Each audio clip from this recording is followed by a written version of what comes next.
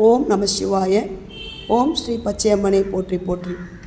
இந்த காணொளியை பார்த்து கொண்டிருக்கும் அனைவரையும் சிவசாய் இல்லத்திற்கு அன்புடன் வரவேற்கின்றோம். வட திருமுல்லை வாயிலில் இருக்க மாசிலாமணீஸ்வரர் திருக்கோயிலுங்க.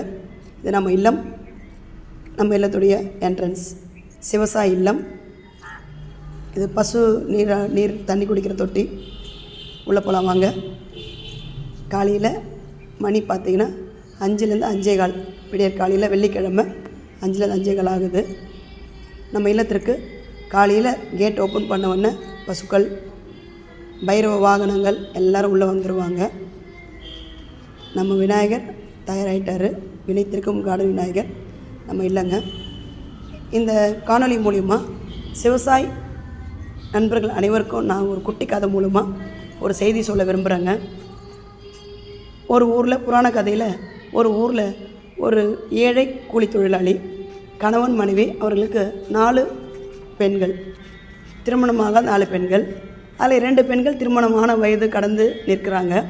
அவரால் அந்த பிள்ளைகளுக்கு உணவு கொடுக்கறதுக்கு, துணிமணி வாங்கி கொடுக்கறதுக்கே வருமானம் பத்தாத ஒரு காலகட்டத்தில், இவ்வளோ கஷ்டத்துலேயும் ஏழ்மையிலையும் அவர் இறை தொண்டு பண்ணிகிட்டே இருந்தது நற்பலன்னா, ஒரு நாள் அவர் கனவில் மகாலட்சுமி, சாட்சாத் மகாலட்சுமி தேவி கனவில் வந்தாங்க. வந்து அவருடைய ஏழ்மையை மெச்சு, உங்களுக்கு நான் ஒரு வரம் கொடுக்குறேன், 3 வரம் கொடுப்பேன், ஆனால் அதில் ஒன்று நீங்கள் செலக்ட் பண்ணோம் அப்படின்னு கேட்கும் பொழுது, செல்வம், வீரம், கருணை, இந்த 3 வரத்தை இதை ஒன்று தான் கேட்கணுன்ட்டு தாய்மாரை சொல்லிவிட்டு மறைஞ்சிடுறாங்க. நாளைக்கு வரேன்னு சொல்லிவிட்டு மறைஞ்சிடுறாங்க.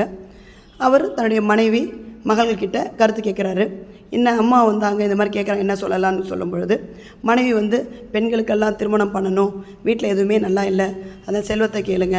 ஒரு மகள் அப்பா 4 பெண்கள் வெளியே போகும்போது எல்லோரும் எங்களை கிண்டல் பண்ணி நச்சரிக்கிறாங்க, வீரத்தை கேளுங்க. கடைசி பெண், அவர் பார்வையற்ற ஒரு பெண், பார்வை இல்லாதவர்.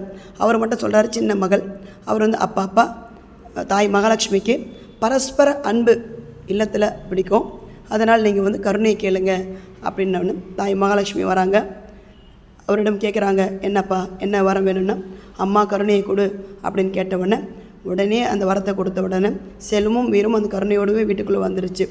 இந்த கதை மூலமாக என்ன சொல்ல விரும்புகிறேன்னா, நம்ம எதையுமே கருணையோடு அணுகணும்னா நம்ம இல்லத்தில் இந்த மாதிரி ஜீவராசிகள் உள்ளே போனாலே சாட்சாத் மகாலட்சுமி குடியிருப்பான்றது தான் இந்த கதையோட விளக்கம். நம்ம சிவசாய் இல்லத்திற்கு வர பசுக்கள் எல்லாமே பார்த்திங்கன்னா மாசிலாமணீஸ்வரர் சிவன் கோயிலில் வேண்டிவிட்ட பசுக்கள் தன்னால் வருவாங்க.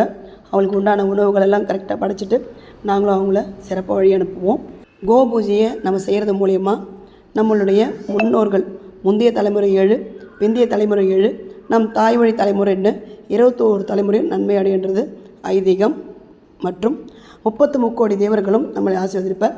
அவர்கள் யாருன்னு பார்க்கலாம். உருத்திரர் 11, ஆதித்தர் 12, வசுக்கள் 8, அஸ்வினி தேவர்கள் 2 ஆக 33 தேவர்களும் பசுவில் கூடி நம்மளை ஆசீர்வதிப்பான்றது ஐதீகம். இதெல்லாம் அஷ்ட ஐஸ்வர்யமும் 16 செல்வங்களும் நம்ம இல்லத்தில் நிறைவாத புராணங்களில் கூறப்பட்டிருக்கு. கோபூஜை செய்யும் பொழுது மஞ்சள், பன்னீர், ஜவ்வாது, சந்தனம், பச்சை கற்பூரம் கலந்த மஞ்சள் பூசி குங்குமம் போட்டு வைத்து ஆராதனை, பூக்களால் ஆராதனை செய்து வழிபட வேண்டும். 3 முறை வலம் வழிபடுதல் மிகவும் சிறப்பு.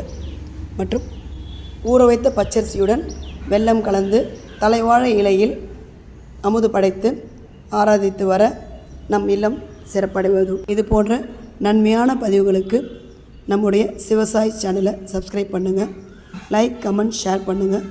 நன்றி, வணக்கம். ஓம் நம சிவாய.